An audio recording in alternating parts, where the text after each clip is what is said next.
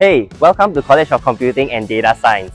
Have you ever wondered how life in college looks like? Well, today I'm here to bring you to some of the popular spots that we CCDS students like to hang out in. Come, let's go! Welcome to North Spine, the nexus between lecture theatres, the art, and the various food places that we students here spend most of our time to study and to have meals with our friends.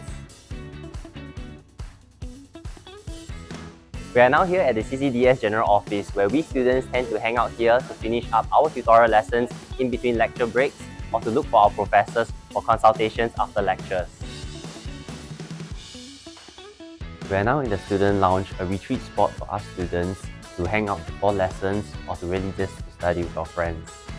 Here in the lounge we have pods where students get to discuss in group discussions and to engage in topics such as MBPs where you will go through in year 3 and year 4.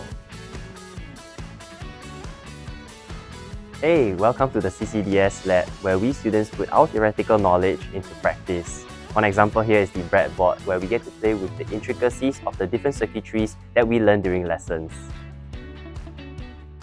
Here in the ARC, we take interesting modules like ethics, well-being, and communications, and even modules that help equip us for our careers when we graduate from NTU.